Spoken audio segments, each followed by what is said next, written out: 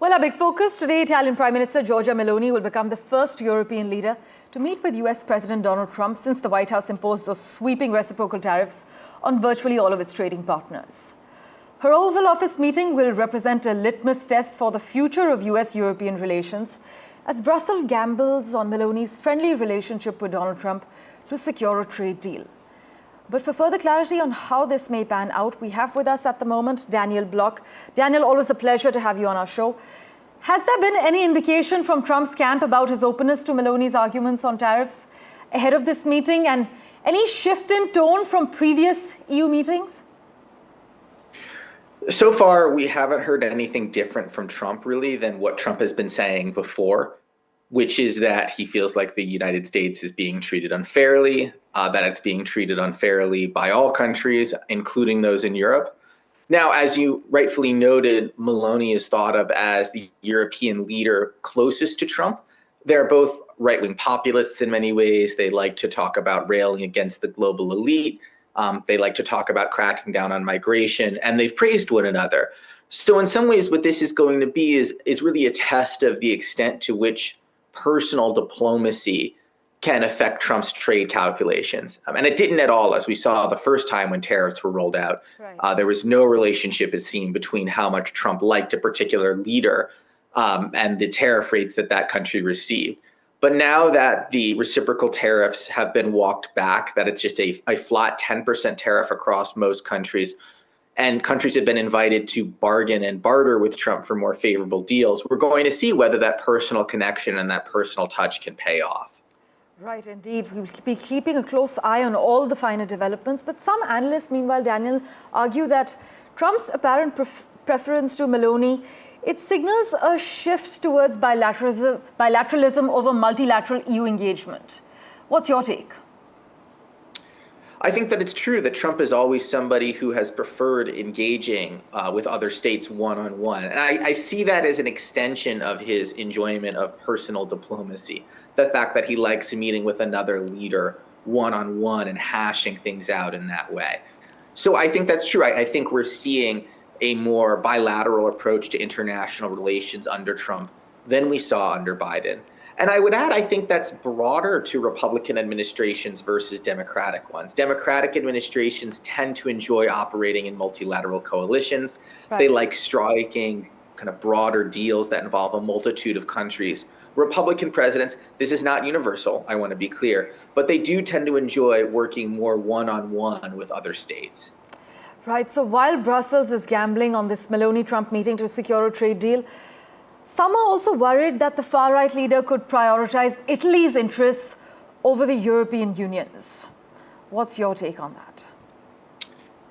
I think that that is a real fear, and that fear it's partially justified in reality, but there's also reasons to be optimistic. Right. Now, the reason it's justified in reality is Meloni has not always been the most friendly leader to the European Union, particularly when she was campaigning for prime minister some time ago. For a while, she came up actually railing against the EU. And it's worth noting, too, that her country, Italy, is a country that would be uniquely and disproportionately affected by tariffs, relative even to other countries in Europe. So for those reasons, I think the fears are warranted. If you're looking for reasons for optimism, it's that since coming to power, Meloni has kind of refashioned herself not as a Eurosceptic, but as a leader within the EU. She's somebody who has taken a very aggressive pro-Ukraine stance, has tried to rally support for Kiev among other European countries. And as we understand it, she has been in contact with other European leaders into the lead up to this trip. So right. I think there's also reasons to hope that she will, in addition to representing Italy's interests, also have some reason to look out for the rest of Europe. But again, we'll find out. Of course, Daniel, and we'll keep in touch with you for regular updates regarding this meeting and how it plays out. Thanks so much, as always, for making time for us. Meanwhile, the World Trade Organization sharply cut its forecast for global merchandise trade from solid growth to a decline on Wednesday, saying further US tariffs and spillover effects could lead to the heaviest slump since the height of the COVID pandemic. In fact, the WTO said it expected trade in goods to fall by 0.2% this year, down from its expectation in October of 3% expansion. It said its new estimate was based on measures in place at the start of this week. Just listen in to the Federal Chair's remarks. In fact, before we get that remark for you from Jerome Powell, I must also mention that US stocks fell sharply, hit by a double blow from Nvidia's China-related warning and Federal Reserve Chair Jerome Powell's caution over the economic impact of tariffs. In fact, he warned that President Donald Trump's tariffs are unprecedented in modern history, with effects that remain highly uncertain. Listen in.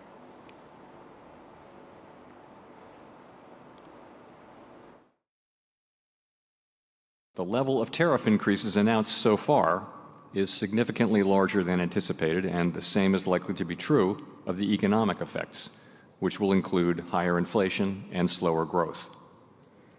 Both survey and market-based measures of near-term inflation expectations have moved up significantly, with survey participants pointing to tariffs. Survey measures of longer-term inflation expectations, for the most part, appear to remain well anchored as well. This, as you are well aware, now China also faces tariffs of up to 245% on its exports to the US. But gold prices raced to an all-time high on Wednesday, driven by a weaker dollar, trade war tensions, and concerns over global economic growth due to US President Donald Trump's tariff plans, which led to safe haven inflows.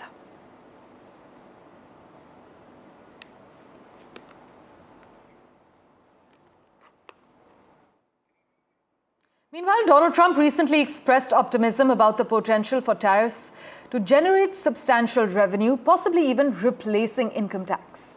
In a conversation with Fox, Trump highlighted the significant financial gains from tariffs, drawing parallels with the late 19th century when the US imposed tariffs and amassed considerable funds. Trump stated there is a chance that the money is so great that it could replace income tax, referencing the period between 1817 and 1913 when tariffs were the primary source of revenue in the US. Now, during this era, the US actually experienced unprecedented wealth, with Trump noting, and that's when our nation was relatively the richest, we were the richest. However, Trump acknowledged that any changes to income tax would require congressional approval as the legislative body oversees tax policy. And with that, let's turn our attention now to the other crucial story we're tracking on NDTV. 4 students, including an Indian student, sued the Donald Trump administration for what they alleged was the unlawful termination of their student immigration status, which leaves them at the risk of possible deportation. Chinmay Deore, an Indian student studying in the US, along with 3 other foreign students, has filed a lawsuit against the Trump administration. And this comes amid the government's immigration crackdown. The students, who are studying at Michigan Public Universities, took the legal route after their immigration status was allegedly terminated unlawfully. And this development comes amid Trump renewing his attack on Harvard, which is the oldest and richest university in the US, whose federal funding and tax-exempt status he has threatened to remove over its refusal to submit to wide-ranging government oversight.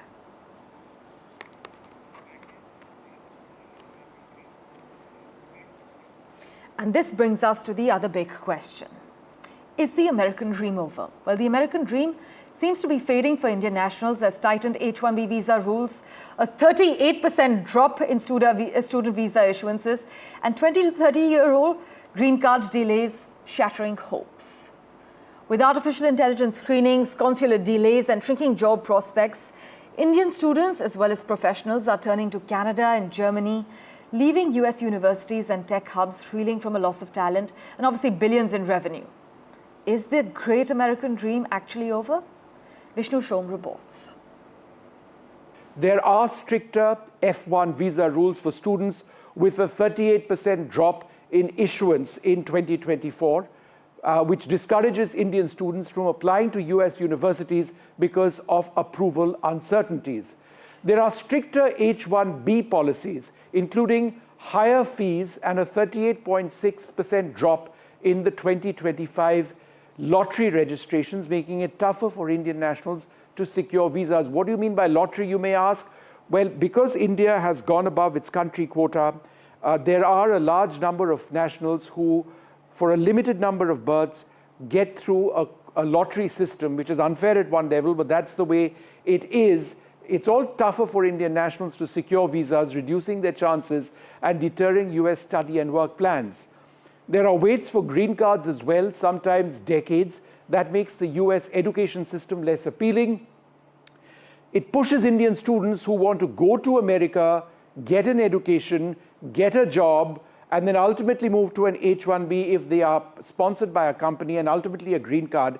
But if that entire process is difficult, it progressively pushes Indian nationals to go to countries like Germany and Australia. A few years ago, we would have said Canada, but that appears to be changing as well. Visa revocations for minor infractions affect over 300 Indian students. They create fear, leading some to defer or cancel US university applications.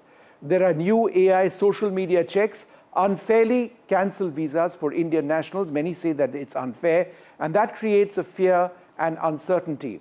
There's also a reduced optional practical training or OPT opportunity, which lowers postgraduate job prospects and causes a 28% drop in US-bound Indian admissions.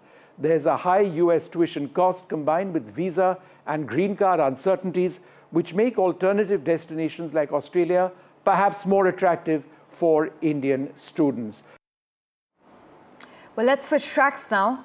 The US Vice President JD Vance will be in India from the 21st of this month until the 24th of April. He will be accompanied by Second Lady Usha Vance, their children and senior members of the Donald Trump administration. Do note that this will be Mr. Vance's first visit to India. He will meet Prime Minister Modi on the 21st of April, and his delegation will have other engagements in Delhi. They are also scheduled to visit Jaipur and Agra, is what we're told. My colleague Mohammad Ghazali has more on this for us. President JD Vance and his wife Usha Vance, the Second Lady of the United States, are expected to visit India next week. The press release came from the White House that how this visit is expected, as JD Vance, the Vice President of the United States, will first visit Italy and then India. The dates are from April 18th to April 24th. And in the first leg of this visit, JD Vance will be visiting Italy and will meet the Italian Prime Minister there. When it comes to India, he's expected to meet Prime Minister Modi. Prime Minister Modi is also slated to move to visit Saudi Arabia on April 22nd. So it is being sort of arranged that before departing for Saudi Arabia, the Prime Minister will meet Vice President JD Vance, who will be here with his wife and Second Lady Usha Vance. Usha Vance's parents are of Indian origin. So this trip is largely professional as well as personal, both for the Vice President of the United States. Now, when it comes to topics and the discussions which he will be having with the Prime Minister, it is expected that talks will revolve around the bilateral trade agreement, which is still in the progress between India and US. And also, this visit comes at a time when President Trump has put a pause, a 19-day pause on the reciprocal tariffs. So, bilateral trade agreement, reciprocal tariffs are going to be the key issues which will come up for discussion when JD Vance meets Prime Minister Modi next week. Well, moving on, countries have approved a landmark global pandemic treaty after 3 years of talks and without the US's participation. Now, despite the growing sense of urgency over how to respond to pandemics 5 years after the COVID-19 outbreak killed millions and devastated the global economy, nations stumbled over negotiations about technology sharing. During COVID, rich nations were accused of hoarding vaccines, as you know, and test to the detriment of poorer ones. Experts say that while the treaty wasn't perfect, it was still a definitive moment in the history of global health. However, concerns remain over the US's decision to impose tariffs on pharmaceuticals and reduce global health funding as well. Well, with that, let's turn our attention now to the United Kingdom, where the highest court ruled that transgender women cannot be legally defined as women in a case that could have widespread ramifications for equality protections. All UK organisations will now have legal backing to restrict single-sex areas like bathrooms and changing rooms. A trans woman and former UK judge warned the ruling could be a kicking-off point for more overt restrictions on trans rights, while columnist for the Conservative Spectator has actually hailed the decision as a victory for women. The judgment was the culmination of a contentious culture that was the debate that has divided the UK as well as the US, where Donald Trump has signed a slate of executive orders targeting trans people. Rights activists are obviously up in arms against this. Well, let's switch tracks now. Tesla, the US-based electric vehicle manufacturer, has been in the headlines for quite some time regarding its entry into the Indian market. Following this, the 2025 Model Y facelift has been spotted on Indian roads. Now, specifically, the vehicle was spotted on the Mumbai-Pune Expressway, covered in camouflage, We are, of course, trying to source those visuals for you, but the update is crucial as the brand's first dealership was to be opened in Mumbai, which will sell fully imported cars in the Indian market. Chances are the Elon Musk-led brand will first launch the Model Y in the Indian market, which you can see on your screens at the moment. This seems to be the right move, many say, as the country has seen an increasing demand for SUVs in the recent past. Furthermore, the electric car has been recently updated, making it an ideal choice to step into a new territory, is what some car enthusiasts argue. Well, speaking of Elon Musk, Commerce Minister Piyush Goyal met a delegation from Elon Musk-owned satellite internet services company Starlink, and the Starlink delegation comprised of Vice President Chad Gibbs and Senior Director Ryan Goodnight. Vasudha Venugopal joins you with the lowdown on what exactly was discussed. Well, India's Commerce Minister Piyush Goyal has had an important meeting on Wednesday with high-level executives of Starlink. Remember, Starlink is an important satellite and internet services company owned by Elon Musk, a confidant of Donald Trump, the US president, and also the owner of SpaceX. Now, the entry of Starlink in Indian markets will benefit India on two counts. One, of course, it increases the economic feasibility of the country as an attractive investment destination. It improves the credibility of India as an investment destination. And more importantly, it will also help internet reach those remote places of the country that have so far remained completely untouched by existing telecom services. This also improves internet connectivity in India. And remember, in the last few days, telecom service providers such as Airtel and Jio have also announced partnerships with Starlink, which means this company that has been trying to get into Indian markets, facing some kind of regulatory challenges, could finally be making that entry. Piyush Goyal talking about existing partnerships and also prospective investment potential with Starlink makes it clear that the entry of Starlink in Indian markets could be happening soon. When is that going to happen is something that remains to be seen, but clearly things seem to be moving in that direction. Well, with that, we're slipping into a very quick break. Back in a moment with much more. Do stay tuned.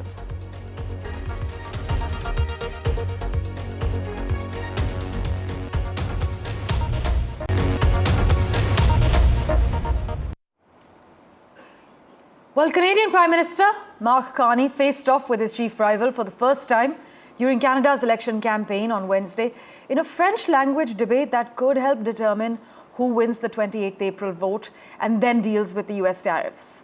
For further clarity on the matter, joining us live from Vancouver at the moment, my colleague Maha Siddiqui. Maha, take us through the key takeaways from the debate as well as the reactions.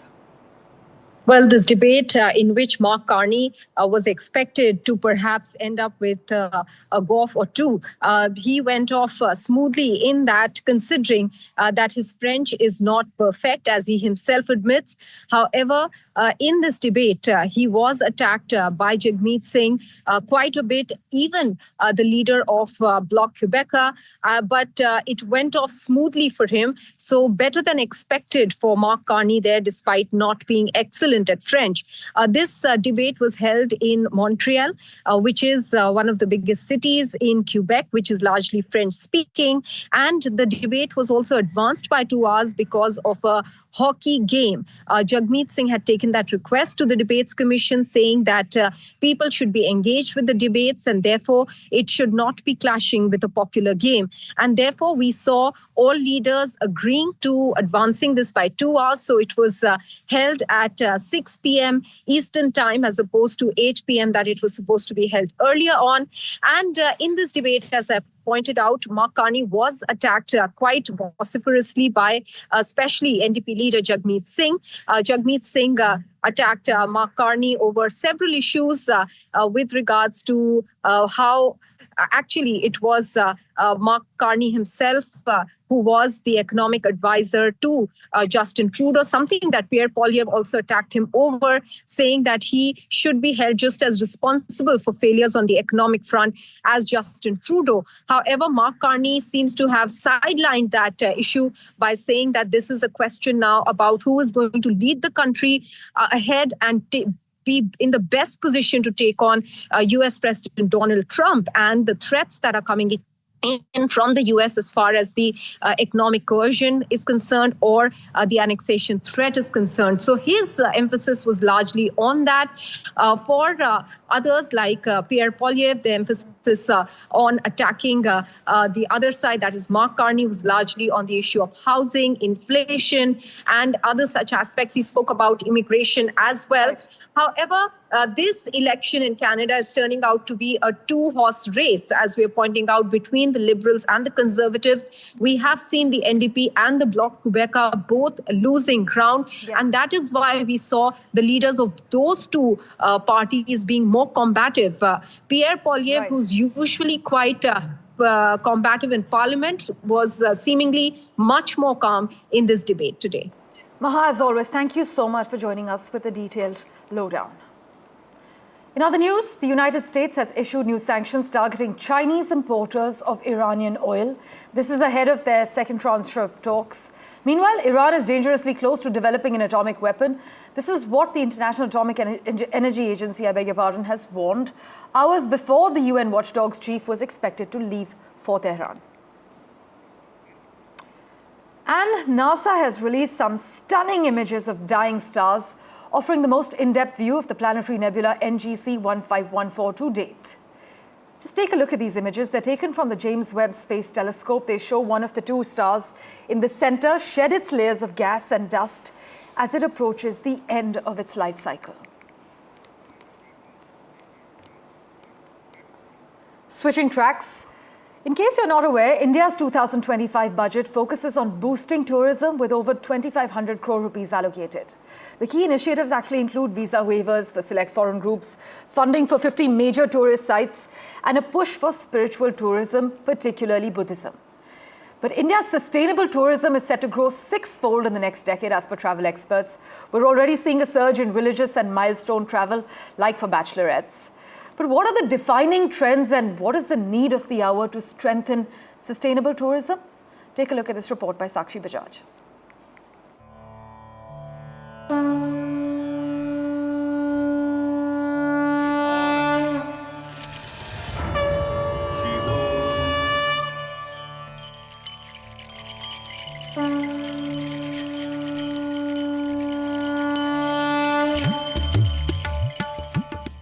India's sustainable tourism market that focuses on preserving the environment, culture, and local communities is set to grow sixfold from $37 million to $216 million in the next decade, say travel experts.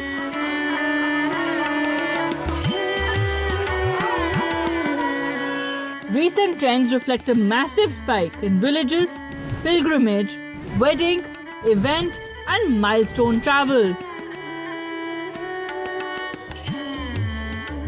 I think the pilgrimage tourism is definitely growing in the country. And there are थोड़े और भी trends हैं, जैसे concerts देखने के लिए event based tourism बढ़ गया बहुत. वो अब sport event होगा, match होगा, यहाँ concert होगा, उसके around travel बढ़ गया है. रिलीजियस प्लेसेस के लिए न्यू प्लेसेस एक्सप्लोर करने के लिए. अब अयोध्या हुआ, वो इवेंट से ट्रिगर हुई डिमांड, उसके बाद भी सस्टेन कर रही है. वेडिंग टूरिज्म बहुत बड़ा हो गया. मिनिस्टर मेंशन कर रहे थे wedding now and wedding outstation wedding. तो this has become a very big trend whether in India और overseas people are travelling and I think we are seeing lot of celebration travel. So milestone birthdays, so people are going out now for a lot of milestone anniversaries or birthdays or bachelor parties, bachelorettes. All of this has now become a very big thing. The big challenge though, how to ingrain sustainability into travel and how to make sustainable practices more budget friendly, especially when it comes to sustainable tourism. Speaking at the Travel, Tourism, Sustainability Conclave, India's tourism minister said a people's movement can bring a big change. It becomes a people's movement. और आपने देखा होगा prime minister साहब खुद हाथ में तसला लेकर के ईंट लगाते हुए दिखते थे, ऐसे फोटोज आते थे, हाथ में झाड़ू लेकर के सड़क पे दिखते थे. हम में से किसी ने भी शायद कल्पना नहीं की होगी कि भारत का नया चुनाव अब प्रधानमंत्री एक नए दौर की शुरुआत जहाँ हो रही है, वो झाड़ू लेकर के सड़क पे दिखेगा. But how exactly can consumers make conscious and affordable choices? Before we make it affordable, we first need to make people aware कि sustainability है क्या. बहुत सारे लोगों को तो इंडिया में वही नहीं मालूम. Plus, we came from a country which was already sustainable. We knew how to reuse things. We knew how to use less. We have to unlearn a lot of those things and relearn how we once lived. So I think as a country, we already knew sustainability. We need to just go back. Awareness, relearning, and returning to the roots, along with all stakeholders collaborating, is clearly key to India's path to sustainable development. Sakshi Bajaj for NDTV.